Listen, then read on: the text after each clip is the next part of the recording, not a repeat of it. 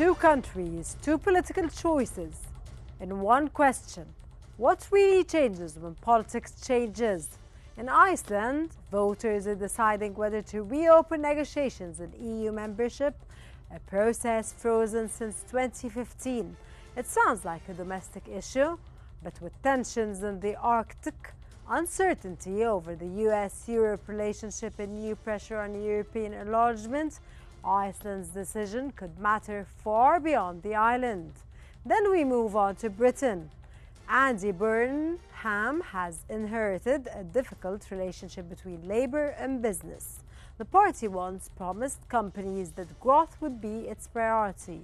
In government, many businesses felt that promise was broken. Burnham now has a chance to reset that relationship. But can he combine Labourist populist instincts with policies that attract developments and deliver government? Two very different stories, but same test. Can political rhetoric survive the realities of government? I'm Rana Al-Khassas, and this is In Focus.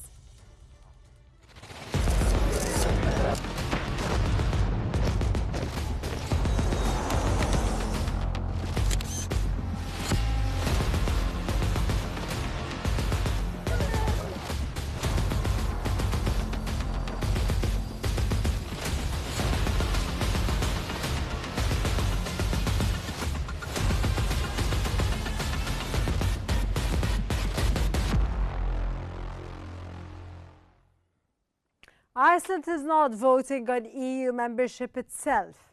It is voting on whether to reopen accession talks. The country first applied in 2009 after its banking system collapsed. Negotiations moved quickly before Iceland was already closely aligned with EU rules through the EEA and Schengen. But fisheries became the biggest obstacle. Negotiations were frozen after a change of government and formally abandoned in 2015. Now the issue is back, but the debate has changed. The economy is stronger, but the koruna remains volatile. Fisheries remain central to Iceland's idea of sovereignty, and geopolitics has moved to the center of the discussion. Iceland is a NATO member without a standing army. It sits in the strategically important GI-UK gap, while Arctic tensions are rising and uncertainty over Washington's role in Europe is growing. That has raised a new question. Would closer ties with EU give Iceland more security and influence? For Brussels, the stakes are also bigger than Iceland's population.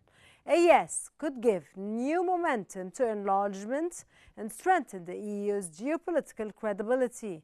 A no could strengthen Europe's skeptics. So what is really driving the referendum?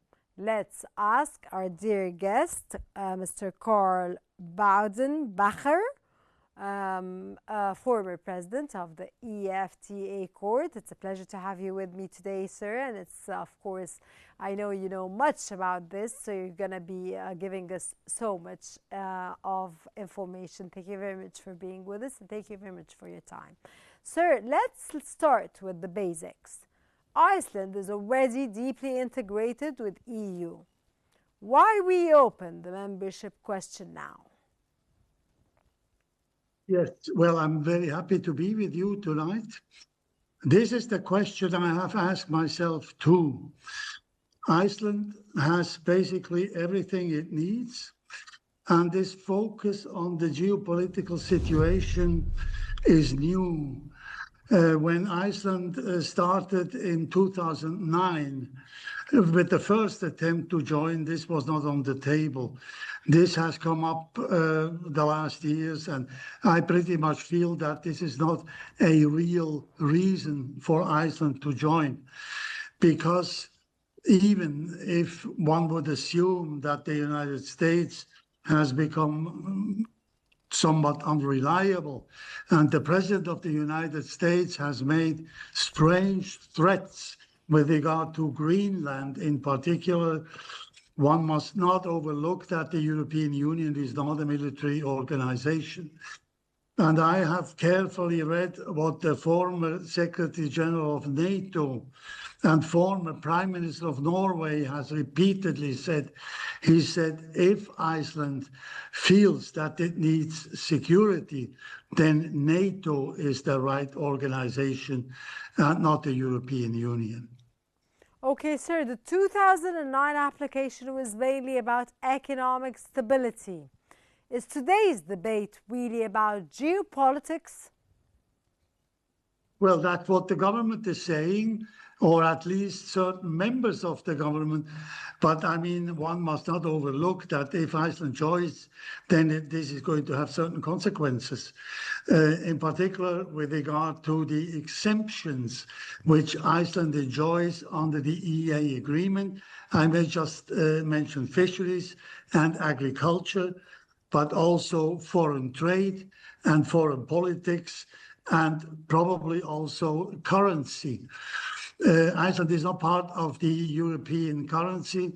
It has its own currency, small currency, but this own currency has allowed Iceland, after the banking crisis, the financial crisis, to recover quickly, relatively quickly, because it was able to devaluate.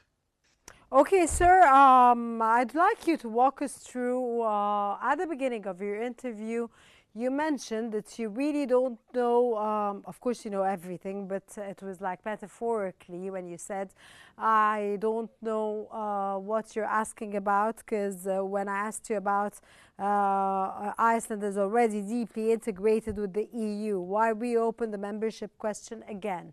So you answered, I really don't know, because Iceland has everything.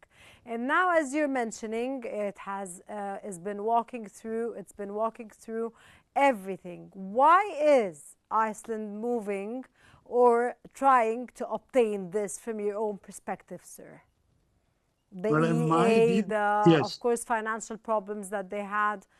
Could you mention the reason, please?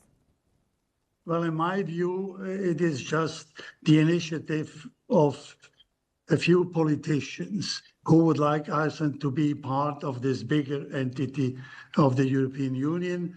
There may also be certain personal ambitions involved. That's legitimate. Everybody would like to move on in his or her career, but for the country, it's probably not good enough. Except for the problem of fisheries and of agriculture, there is something else. Iceland would lose the EFTA pillar, which is now part of its... What, sir? The EFTA pillar. The EEA agreement is structured... Yeah, the EEA agreement is structured in a peculiar way and consists of two pillars, a European Union pillar and an EFTA pillar, European Free Trade Association pillar. And in this EFTA pillar, there are own institutions. There is an own EFTA Surveillance Authority and an own EFTA court with an Icelandic member in each. And if Iceland were to join the European Union, it would be subject to the Commission, which is a large body, and the Court of Justice of the European Union, which is much, much bigger than the EFTA court. And Iceland has made a historic experience with the EFTA court, which still is on their mind. That was in 2013, when Iceland was, in the danger of going into state bankruptcy, and the EFTA court rejected a lawsuit brought against Iceland. So, sir, which do you think is better for Iceland, the EU or the EEA? I think the EEA is better for Iceland, on the one hand, because of the paramount importance of fisheries. It's difficult to say whether they would obtain, by negotiations, basically a full exemption from the common fisheries policy of the European Union. And it's probably also better for Iceland to keep the EFTA Surveillance Authority and the EFTA court. I can quote here a very knowledgeable man, the owner of Brussels Report, a Belgian gentleman with the name of Peter Kleppe, who has written yesterday, I quote him, "The memory of the attempts to force Iceland into bankruptcy during the IceSafe episode should remind the country of the importance to keep as much sovereignty as possible." And I would largely agree with this statement. All respect, sir. Sir, could you please let me know your take about, of course, and let us know more about the fisheries remain the biggest obstacle. Can Iceland join the EU without giving up meaningful control over its fishing waters? And what is the main problem and core problem in the fisheries? Well, the main problem is that the Icelanders are determined to keep the power over their fish grounds in a very, very broad way.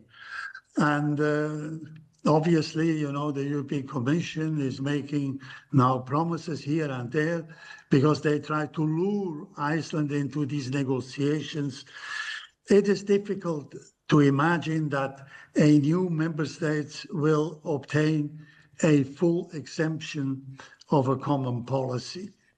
And even if they would obtain a far-reaching special solution with regard to fisheries, they have also other wishes.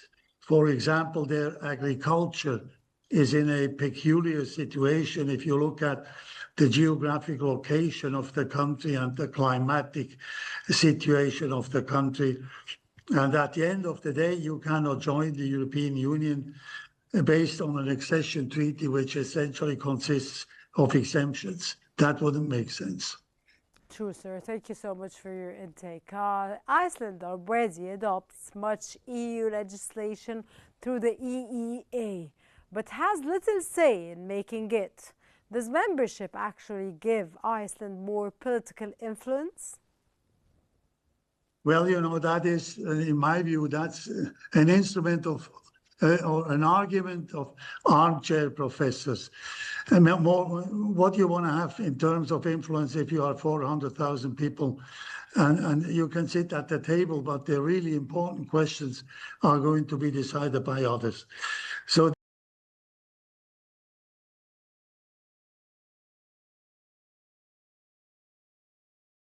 you can just go on. You said if the decision would be made by others. I was asking you, sir, sorry, I said sorry to interrupt you. Who are the others that you're Well, the big ones, the French and the Germans in particular. The ones in the EU. Yes, well, you know, it's quite clear that a former French president has even stated once that not all the member states are equal. And that is obvious. So, I mean, whether for a vote in certain matters, you are prepared to give up the EFTA Surveillance Authority, the EFTA Court, a lot of sovereignty, and you know, your sovereignty in fisheries, your sovereignty in agriculture, and in other common policies, that must be weighed. In my view, clearly, Iceland would be better off if they wouldn't vote yes on the 29th of August. Sir, the corona has been vulnerable to sharp swings. Could the euro now be a stronger argument for membership than it was in 2009, considering, sir, that you mentioned in your interview that money in Iceland is rare or little? I'm not an economist, I'm a lawyer, and I am cautious to speak about such matters. So if you don't want to answer, it's okay. We can move on to another question, sir. No, I mean, I can say something, but with all caution. Okay, go ahead, sir. Everything, you know, you're open to everything, sir. There's no problem at all. I am Swiss, and as a Swiss, I cannot see that the euro is a strong currency. It is a rather weak currency if you compare it to the Swiss franc, for instance. And whether these prognoses, that the interest rates will go down once Iceland will be part of the euro, whether they have something, that is rather a speculative thing. So I cannot see that because of the euro, Iceland should join the European Union. Sir, Iceland relies heavily on NATO and the United States for security. How uncertainty over Washington changed the European debate? Well, I mean, first of all, as I said initially, I cannot see that the European Union is able to provide military security. That's just not part of their business. And then I also feel that, the current situation in Washington may not last forever. At the end of the day, there are 200 years or more of common history almost, the same philosophical roots, enlightenment, and so on. So I cannot see that the Americans will really turn, their back against Europe. That's probably the current president, who is difficult to calculate, but at the end of the day, even the European Union is still depending on American capabilities when it comes to defense. Got your point, sir. Final question. If Iceland votes no, is that simply an Icelandic decision or a wider warning about the EU's attractiveness, sir? Well, the EU has been in much better shape some decades ago than it is now. And certainly if the Icelanders say no, it's going to be the end of this discussion in Iceland. And so for the EU, it would be a compliment. But I mean, at the end of the day, that is democracy. The Icelanders are the ones who have the right to vote, and others cannot vote in this. And if the Icelanders vote yes on the 29th, then we will see what's going to happen. Those who are in favor of membership, they say, oh, everybody can vote yes because there's no risk. All we will see then after this is what is on offer from the European Union. What do they offer us in the field of fisheries, in the field of agriculture, and so on? I don't believe that. I think if the Icelanders vote yes, then the whole process will gain its own momentum, and then we will see something which is called, in technical terms, path dependency. That means the path itself will then dictate what happens. And then, the European Union people will go to Iceland and will say, oh, take this opportunity. It would be a big mistake. We open our arms and we like you and so on. So those who don't want to be in this situation, they must vote now no. Yeah, they should vote no, sir. These are your quotes and these are your words. Sir, do you think that the voters, the number of voters that will go to the voting stations, polling stations, will be a lot or will be little? I think that a lot of people will vote in this. It's a heated debate, as always in Iceland. They have a very peculiar political culture, a very good political culture, and I think that the turnout will be high. I also have a certain assumption on how it will turn out, but I probably should keep that for myself. Okay, sir, and will you reveal it later after the 29th, or you'll still keep it to yourself? I didn't understand this. Would you like to speak with me again after the 29th? Yes, of course. I'd like to. Of course, after the results, we talk to you again and we see the outcome and we discuss it again. So are you going to reveal then? Anytime. Anytime I'm available. You will reveal or not? I know. I thank you very much for being available. But are you going to reveal after the 29th? I have difficulties to understand you. I said, are you going to reveal to us what you don't want to reveal now after the 29th? Yes, probably. Thank you so much, Mr. Karl Boudenbacher. Thank you very much. You made my day. You made this wonderful interview, intellectual, informative, and on top of all, sir, your time really counts. Of course, as you mentioned in the middle of your interview, you're a lawyer that's worth all respect, and thank you very much for being with me today. Iceland's vote is small in numbers, but potentially large in meaning. It could tell us whether the EU still has the power to attract countries and whether enlargement can still be part of Europe's geopolitical strategy. Before Labour won the 2014 election, it worked hard to win over business. Growth was promised as the government's #1 priority. But once in power, the relationship deteriorated. Businesses faced high taxes. Promised reform were slow, and many executives felt ministers had stopped listening. Now, Andy Burnham has inherited that problem. His record as Greater Manchester suggests he knows how to work with business to attract private investment, but his rhetoric is often critical of privatization. And his early focus has been the cost of living, not the supply-side reforms business wants. So Burnham faces a simple test.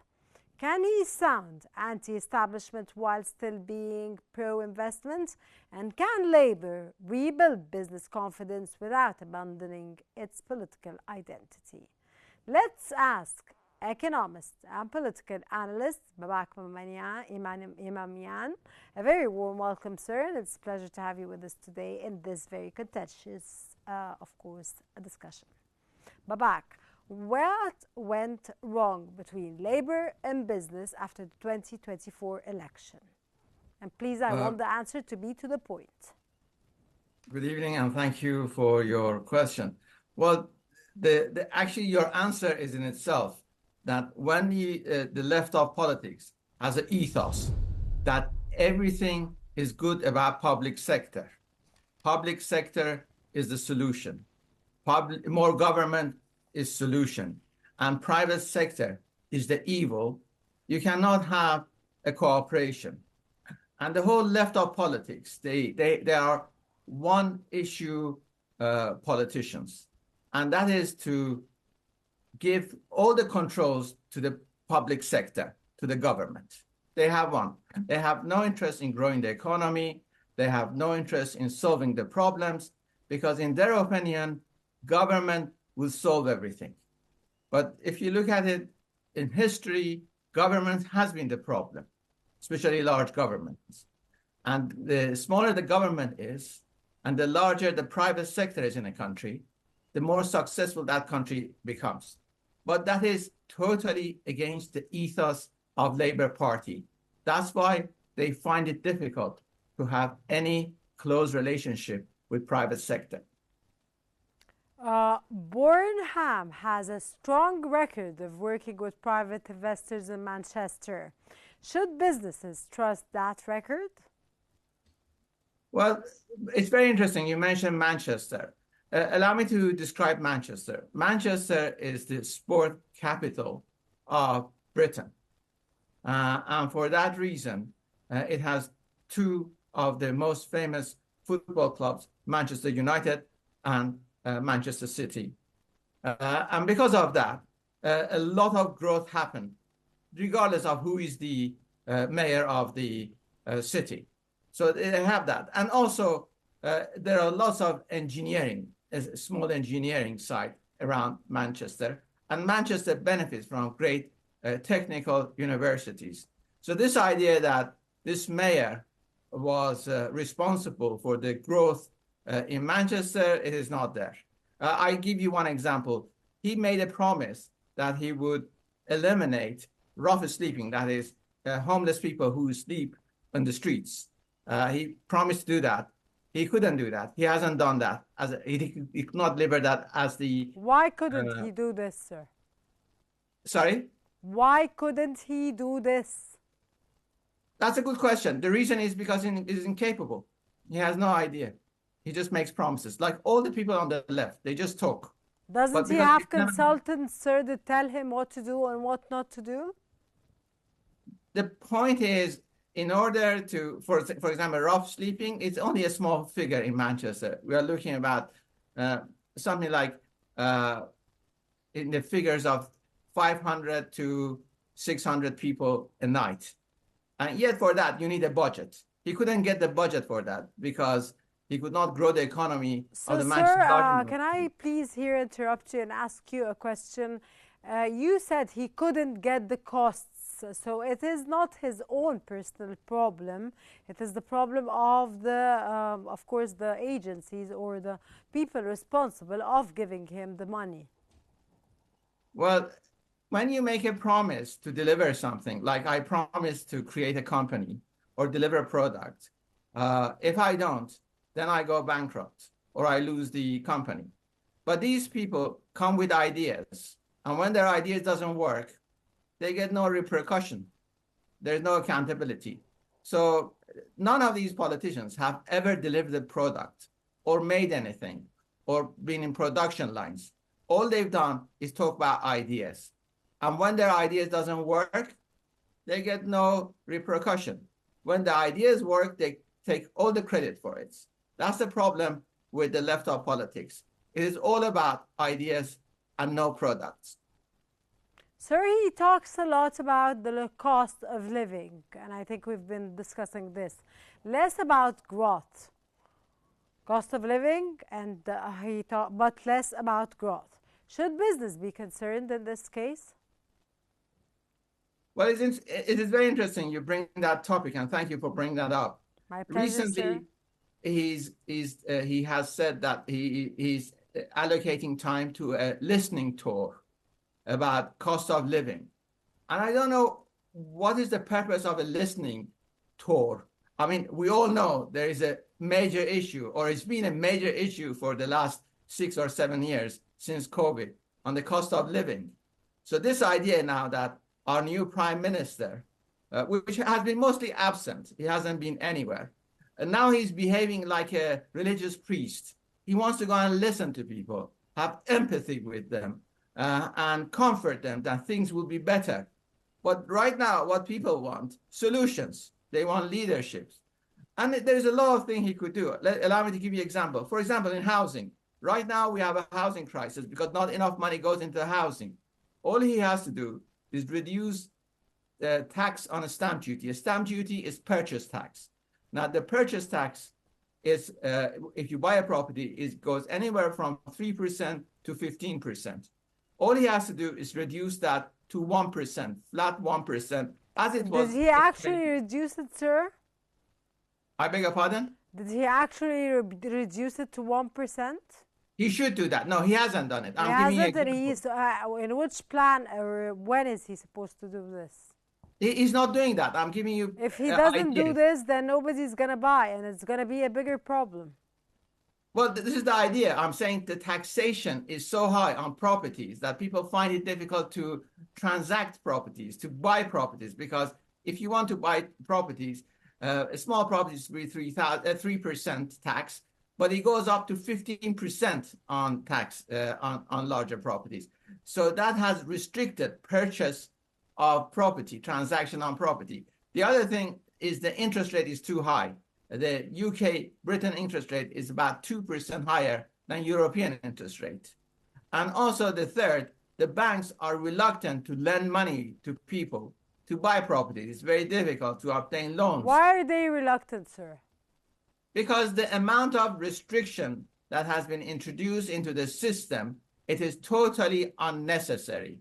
There was an overreaction to the 2008 financial crash, which did not actually cost that much. It cost us a lot less than COVID. It has cost us less than the Ukraine war. Yet there was this overreaction to regulation. Everything is overregulated. It is so overregulated that it is difficult even transact money, to transfer money from one person to another person.